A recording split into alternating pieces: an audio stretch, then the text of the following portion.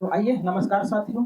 सबसे पहले तमाम हमारे बिहार के तमाम बच्चों को नव वर्ष की हार्दिक शुभकामनाएं। आज 1 जनवरी है और बोर्ड पर आपको दिख रहा होगा ये 10th क्लास में जितने भी बुक चलते हैं तमाम बुक का नाम राइट डाउन किया गया है बोर्ड पर। और तमाम बच्चे को दिमाग में ये रहता है कि हम जो 10th क्लास का शुरुआत कर रहे हैं इसमें कौन सा बुक आती है, कैसे-कैसे बुक रहते हैं, है ना? कितने प्राइस का होता है, कितने अंकों का होता है, ये तमाम चीज़ों का दिमाग में उसको चलता रहता है बात।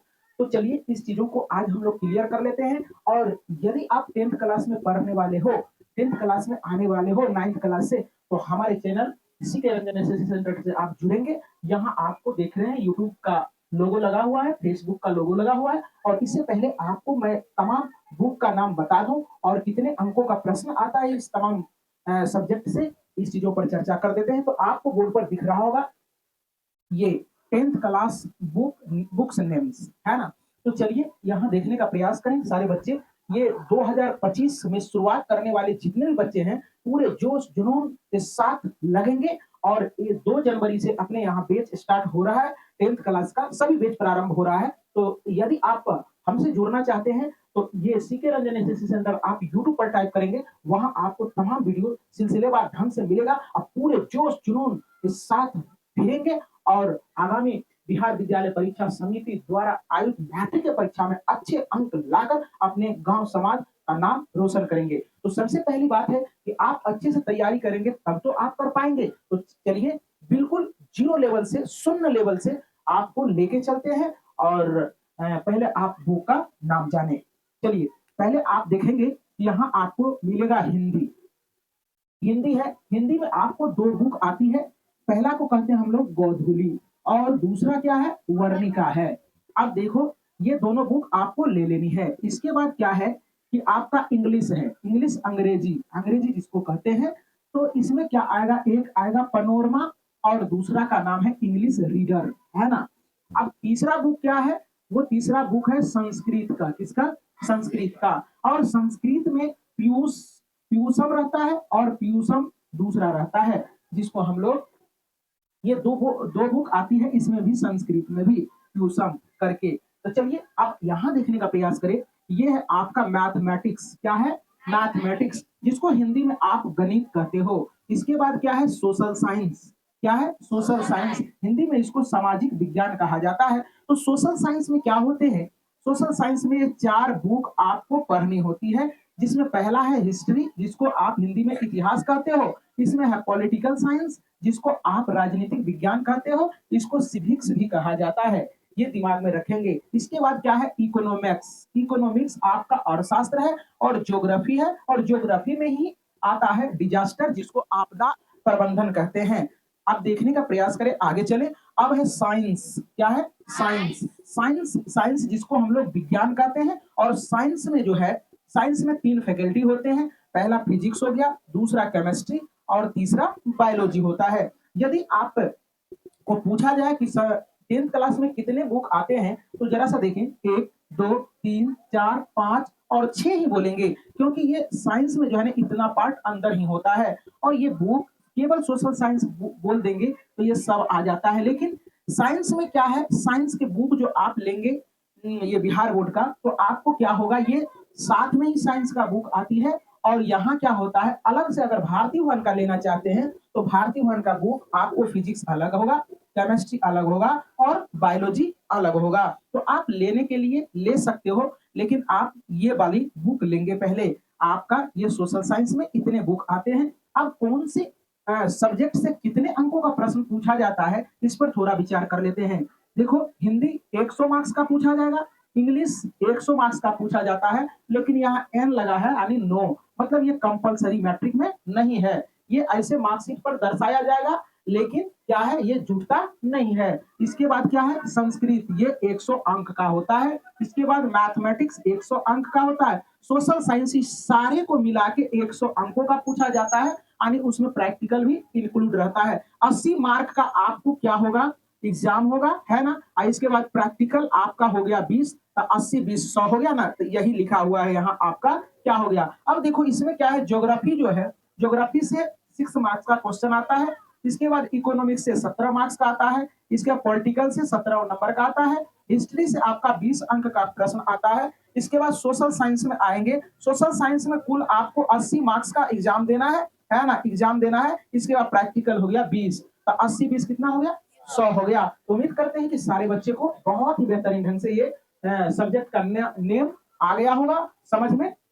अब कोई भी तरह का क्वेरी आपके दिमाग में नहीं रहा होगा, और ये सारे किताब आप ले लेंगे और अपने साथ रखेंगे। और कुछ बच्चे को ये दिमाग में रहते हैं कि सर पढ़ा जाए एनसीईआरटी किताब, पढ़ा जाए मैथमेटिक्स जो है ना बिहार बोर्ड का पढ़े या कि केसी सिन्हा का पढ़े, अन्य प्रकाशन का पढ़े। तो आप सबसे पहले दिमाग में ठोक ले कि कहा गया है एक साधे सब साधे सब जाए, अब मूल ही सींचियो फले फूले खाए। कहने का तात्पर्य यह है कि अगर आप 17 को साधने के चक्कर में रहेंगे तो एक भी नहीं साध पाएंगे, कुछ भी नहीं कर पाएंगे। यदि एक को यदि आप साध लेते हो तो सारा साधा जाएगा। तो कहने का मतलब है आपका एनसीईआरटी मैथमेटिक्स का बुक है क्या, पहले आप जो भी बुक आपका चलती है बिहार बोर्ड चलाती है वो सारे बुक को आप खत्म कर ले। इसके बाद अदर प्रकाशन का बुक लेकर आप पढ़ने का प्रयास करेंगे।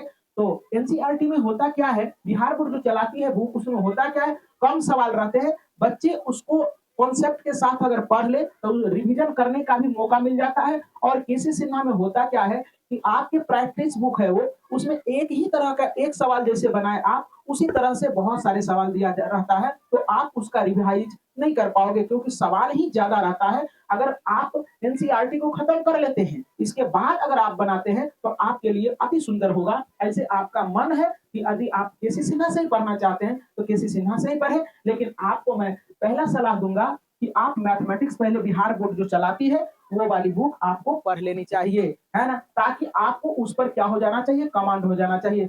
मैं बहुत 2015 से लगातार मैं पढ़ाते आ रहा हूँ, बहुत बच्ची को देखा हूँ हमने कि जो रस्तौगिक पब्लिकेशन केसी सिन्हा का बुक पढ़ता है वो बच्चे क्या करते हैं, रिवाइज नहीं कर पाते हैं, जिस कारण से उसको क्या होता है एग्जाम में कम अंक आते हैं। और जो बच्चे एनसीईआरटी को पूरे टॉपिक वाइज पढ़ के अच्छे से रिवीजन करके जाता है वो हमने देखा है 99 नंबर तक हमारे कोचिंग से आया है। तो चलिए, इससे पहले गिरिजेश कुमार तुम्हारा जो था 450 अंक प्राप्त करने वाले अपने ही कोचिंग संस्थान के बच्चे थे, जिसको कि 99 शायद ऐसे कुछ नंबर था, है ना। तो चलिए, इसीलिए आपको कहते हैं कि पहले आप अपना बेस बुक को खत्म कर लें। तो आपको पता चल गया होगा, आपको ये सारे जितने भी बुक का नाम था हमने बता दिया है, और इतनी किताब आप ले लेंगे। और इसके बाद आपका 2 तारीख से चलेगा, यहाँ प्रारंभ होगा बैच। तो 2 तारीख से आप जुड़े और पहले हमारे चैनल को आप सब्सक्राइब कर लेंगे, ताकि कोई भी नोटिफिकेशन जाएगा तो आपके मोबाइल में पहले घंटी बोलेगी। तो इसीलिए आप क्या करेंगे, यूट्यूब पर आप जाएंगे, CK Ranjan SSC centre, CK Ranjan SSC डालेंगे, आपका आ जाएगा सर्च बार में। इसके बाद अगर फेसबुक पर देखना चाहते हैं तो चिरंजीव कुमार लिखेंगे, वहां आपको मिलेगा। तो यहाँ फेसबुक पर आप हमारे प्रोफाइल को फॉलो कर लेंगे और यहाँ क्या करेंगे, आप सब्सक्राइब कर लेंगे।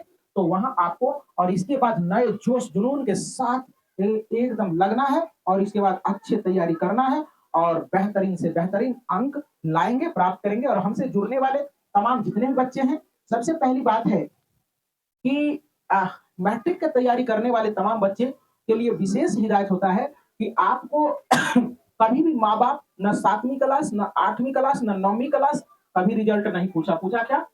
नहीं पूछा। लेकिन अब जो है, अभी मैट्रिक में जब बच्चे आते हैं तो उसका एज हो जाता है, किसी का 14 वर्ष सॉरी, किसी का 15 वर्ष, किसी का 14.5 वर्ष, ऐसे एज हो जाता है। तो अब जो आपका फॉर्म भरा जाएगा तो ये मैट्रिक में सभी आदमी का निगाह आप पर टिका रहेगा, क्योंकि 14 साल का जवाब ये 1 साल में देनी है। तो आपको समय बर्बाद नहीं करनी है और बिल्कुल अच्छे ढंग से तैयारी करनी है। ये 14 साल में कभी कोई पूछा क्या? नहीं, इससे पीछे नहीं पूछा। लेकिन अब जो ये 1 साल जो बीतने वाला है इसमें पूछेगा। तुम्हारे पर परिवार के लोग जब फॉर्म भरा जाता है तो पूछते हैं कि फलाना की बेटी, फलाना की भतीजी का फॉर्म भरा गया है, अब देखते हैं कि कितना मैट्रिक में अंक प्राप्त करते हैं। तो इसलिए किसी का आलोचना न सुने, ऐसा काम नहीं करना है, देखचोर नहीं बनना है, मेहनत करना है, अच्छे से रिवाइज करना है, अच्छे से नोट्स बनाना है, अच्छे से एकदम ये नहीं करना है कि आज पढ़ाए हैं सर, कल कर लेंगे, परसों कर लेंगे, ये बहाना नहीं करना है। पहले कर ही लेना है, इसके बाद आपको जो भी काम करना है, वो करना है। और हर एक रोज़ थोड़ा-थोड़ा ही तो पढ़ाया जाता है। हर एक दिन आप क्या करेंगे, उसको रिवाइज़ करेंगे और वीकली टेस्ट यहाँ होता है। हर एक सप्ताह टेस्ट होता है, उसमें अच्छे अंक लाने का प्रयास करेंगे, है ना? अब यदि कोई बच्चे अगर 30 कम से कम 30 नंबर लाते हैं, तो आप पास हो जाते हैं। तो हमेशा दिमाग में ये रखना है कि जो भी टेस्ट आ रहा है, अगर पहले टेस्ट में आपको 30 अंक ला रहे हैं आप, तो आप सोचेंगे क्या कि अगले टेस्ट में 40 हो जाए, अगले टेस्ट में 50 हो जाए। धीरे-धीरे इंक्रीज़ करना है और अपनी स्थिति को 90 प्लस बनाना है और 90 प्लस जब बन जाए, तो आप क्या करेंगे, एकदम वहाँ से नीचे ससरने का कोशिश नहीं करेंगे। कुछ बच्चे ये भी होता है किसी टेस्ट में 80 आया गया, किसी टेस्ट में 30 नंबर आया, तो ऐसे करने से आपका रिज़ल्ट नहीं बनेगा। अच्छे रिज़ल्ट चाहते हैं, तो अपने स्थिति को बरकरार रखना पड़ेगा। तो हमारे साथ जुड़ेंगे सारे बच्चे नए जोश जुनून के साथ। तो मैं अंत में फिर से तमाम बच्चों को और तमाम अभिभावकों को नव वर्ष की हार्दिक शुभकामनाएं मेरे तरफ से और मेरे कोचिंग परिवार के तरफ से तमाम बिहार के बच्चे को नव वर्ष की हार्दिक शुभकामनाएं। जय हिंद, जय भारत।